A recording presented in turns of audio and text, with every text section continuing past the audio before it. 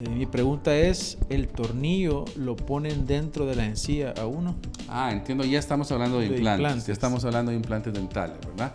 ¿Por qué? Porque estamos hablando de un tornillo. Entiendo su pregunta, efectivamente esto va por debajo de la encía. Realmente el implante va anclado al hueso, ¿verdad? Ya sea al hueso maxilar o al hueso mandibular, en el caso pues de la zona de abajo. Sí queda por dentro, por debajo de la encía, anclado al hueso. Eventualmente, cuando se rehabilita, cuando hablo de rehabilitación es que le vamos a poner el diente ya, ¿verdad? Entonces ya establecemos una conexión entre el medio bucal y el implante para poder ahí justamente colocar un pilar anclado a ese tornillo y sobre eso pues ponerle el diente artificial, la corona ya sea circonio, porcelana o lo que se use, ¿verdad? Entonces sí, va por dentro de la encía anclado al hueso, el tornillo, ¿verdad? Y bueno, por ahí preguntaban también, ¿es necesaria la sedación? Ya que alguna persona, así como nos está preguntando Siria, pudiera tener como cierta preocupación por el hecho de que este tornillo sí va Sí, incrustado es en el decir, hueso. la sedación consciente es una gran herramienta para todo tipo de cirugía bucal, ¿verdad? No es mandatoria, es decir, es electiva en la mayoría de los casos. Generalmente nosotros el criterio cuando el paciente es ansioso o sabe que es nervioso, sí, de una vez planteamos la posibilidad, viene un médico anestesiólogo, ¿verdad? Él le toma una vena al paciente y pues ahí con esa vena patente le está aplicando los medicamentos para sedarlo. No es una anestesia general, es una sedación nada más, ¿verdad? Porque el paciente de hecho está pues dormido por ratos, semidormido otros momentos porque responde a indicaciones. A veces uno necesita que abra un poquito la boca o que haga ciertos movimientos, entonces uno le da unas palmaditas, el paciente reacciona y ahí el médico anestesiólogo lo va titulando de acuerdo al nivel de profundidad que dentro de la cirugía se requiera. Lo más común es utilizar sedación cuando ya son más de 2 implantes en una misma cirugía, pero es selectivo, pues o sea, si el paciente lo prefiere, se puede considerar y por un implante, bueno, de hecho por una endodoncia, por una extracción de terceros molares, puede venir un médico anestesiólogo y sedarlo, por supuesto. O sea, entonces vemos, no es necesaria la sedación, pero sí es recomendable si el paciente es un poquito nervioso o ansioso, ¿verdad? Ok. Y tenemos también, doctor, algunas preguntas que están relacionadas al tema de los precios, costos, los planes de tratamiento. Y bueno, tenemos aquí 3 preguntas, pero pudiéramos resumir estas preguntas en el tema de los precios, qué precios tienen, si es accesible o si tienen planes de financiamiento, que esos 3 elementos están involucrados en estas preguntas. Así que si nos pudiera orientar al respecto, doctor. Sí, claro, con mucho gusto. Vamos a ver, en primer lugar, es bien difícil, como decimos, hablar de honorarios o precios en línea, ¿verdad? No podemos porque tenemos que analizar cada caso, ¿verdad? Lo hemos ya mencionado en otras ocasiones. La idea detrás de esto no es esconderle nada a los pacientes, sino que es lo opuesto, es no generarles falsas expectativas, ¿verdad? ¿Por qué? Porque puede ser que su tratamiento sea mucho más sencillo de lo que uno podría pensar y el paciente se puede asustar porque tiene que hacer una inversión mucho más considerable dentro de sus ideas. Y otras veces es lo opuesto, otras veces puede parecer que el caso se puede resolver de forma muy simple y es un caso complejo que requiere tiempo, que obviamente requiere una inversión mayor. ¿Por qué? Porque a veces, como ya hemos hablado en otras ocasiones, hay casos que requieren regeneración de hueso previa. Y esos son injertos, ¿verdad? Hay que injertar tejidos blandos en otras ocasiones, dependiendo del tipo de prótesis, así también. Entonces hay todo un abanico de posibilidades que hacen que no tenga sentido pues tratar de enlatar todo esto y confundir, ¿verdad? Confundir a los pacientes. Lo mejor es que cuando un paciente tenga la intención de someterse a un tratamiento, que asista a su consulta presencial.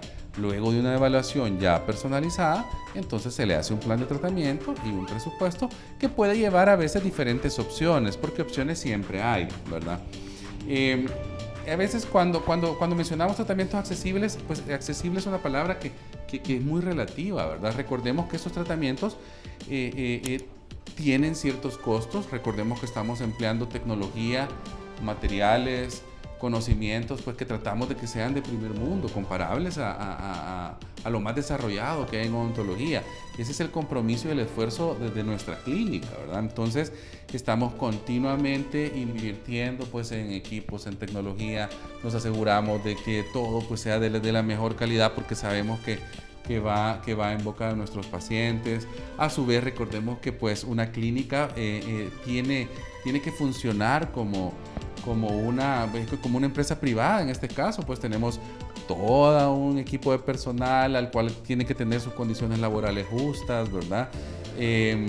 Inversiones pues en todo lo demás, todos los requisitos de ley. Entonces todo eso suma a los costos, ¿verdad? Suma a los costos de un procedimiento y pues eso tiene que ser trasladado al paciente porque al ser una clínica privada pues es de ahí donde la clínica pues subsiste, ¿verdad? Entonces tratamos de que sean lo más justos posibles, ¿verdad? De manera que se puedan cubrir todas estas cosas que nos permitan pues seguir invirtiendo, actualizándonos, capacitándonos y pues básicamente entonces ahí es donde se establece pues una estructura de lo que son los costos del tratamiento al paciente. Si hay alternativas de pago, pues aquí se manejan dos principalmente. Como son procedimientos que llevan meses, el paciente puede generalmente partir, ¿verdad? En unos 6 a 8 meses el pago de sus presupuestos. Y también siempre está la opción también contamos con situaciones como tasa cero, con ciertas tarjetas de crédito de algunas entidades bancarias, ¿verdad? Entonces ya para detalles de eso pueden escribirnos a nuestro WhatsApp o llamarnos y el personal pues, de la clínica con el mayor de los gustos les puede dar más orientación. Y vamos a continuar también con algunas otras preguntas que tenemos por acá.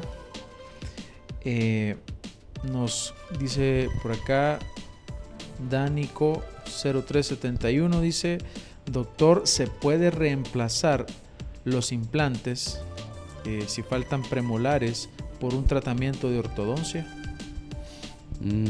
Es una pregunta, es complicado porque vamos a tratar de entender la pregunta del paciente, porque según yo le entiendo es que si a él le fueron extraídos probablemente sus premolares porque se iba a someter a un tratamiento de ortodoncia. Vamos a suponer que no siguió su tratamiento de ortodoncia, no lo concluyó o algo sucedió y esos espacios de los premolares que fueron extraídos ahí le quedaron. Entonces entiendo que su pregunta es si esas zonas pueden ser tratadas con implantes dentales, es decir, poner tornillos en esos espacios para montar los dientes, ¿verdad? Artificiales y recuperar pues los dientes de esas áreas. Si ese es el caso, la respuesta es sí. La gran mayoría de las veces es factible, aunque hay situaciones donde hay que hacer injertos óseos primero o simultáneos, porque puede haber un colapso en el hueso donde las piezas fueron extraídas. Pero generalmente sí se puede, ¿verdad? Si la pregunta va por esa línea, ¿verdad? Bueno, de YouTube tenemos aquí esta pregunta. Francia Elena Álvarez nos dice: buenas noches, doctor. Me dio cáncer de cerebro y mis 2 dientes se cayeron cuando me realizaron quimio y desde ese entonces siempre inflando, dice, creo que siempre se le inflaman, quiere decir, y me sale sangre. Los 2 dientes de la sonrisa, creo que los centrales. Sí. Sí, las radioterapias o la quimioterapia afectan mucho a la dentición porque, como hemos mencionado otras veces, recordemos que toda la irrigación sanguínea de esta área son capilares sanguíneos bien finitos, ¿verdad? Y entonces a veces se produce lo que se llama una osteoradionecrosis, que es producida por radiación en la mayoría de los casos. Esos son casos bien complejos de tratar, ¿verdad? Ya requieren diagnósticos personalizados, interconsulta con el oncólogo que conoce el caso para ver qué líneas de acción se pueden tomar. Muchas veces este tipo de casos no se pueden tratar con implantes dentales porque los maxilares han quedado, como decíamos, es decir, toda la irrigación sanguínea del área está muy reducida y los implantes dentales para integrarse pues necesitan eso, necesitamos sangre en la zona, ¿verdad? Una irrigación sanguínea abundante para que se dé una neoformación ósea en las zonas donde la requerimos. Entonces aquí como el aporte sanguíneo está disminuido, entonces ya muchas veces ya no hay la capacidad regenerativa, por ende se ve afectada. Ese tipo de casos ya, como decía, se manejan con diagnóstico personalizado y algunas veces pues ya tienen que ser manejados con otro tipo de prótesis, incluso prótesis removibles algunas veces, ¿verdad? Y también a veces ya entra, dependiendo del nivel del defecto que se haya generado, puede ser necesaria incluso prótesis maxilofaciales. Hay toda una serie de abordajes, pero sí, ya requieren una línea de acción bien específica, ¿verdad? Ok, muchas gracias, doctor. Y también tenemos otra pregunta. Chávez González 2020 nos dice: doctor Alex, y un paciente con sensibilidad dental crónica, ¿cuáles serían las ventajas y desventajas ya sea de un puente fijo o de un implante? Vamos a ver, lo que pasa es que son como dos cosas separadas, ¿verdad? La sensibilidad dental crónica es una condición que tiene que ser abordada per se, ¿verdad? Es decir, y no tiene mucha relación con un puente o con un implante. Es decir, el puente o el implante no van a tener injerencia o no le van a aliviar su sensibilidad, ¿verdad? No están encaminados a eso. Esa es una condición que hay que tratarla de otra manera. Porque el implante implica extraer las piezas y colocar otro. Yo creo que así lo está viendo. Sí, es decir, el implante implica que las piezas no estén. Ahora, las piezas no se extraen, o sea, una pieza con sensibilidad dental no está indicada para extraerse, ¿verdad? Es decir, la sensibilidad dental no es una indicación para extracciones dentales. Hay formas de abordarla y de tratarla, complejas a veces, requieren mucho esfuerzo, mucho compromiso del paciente.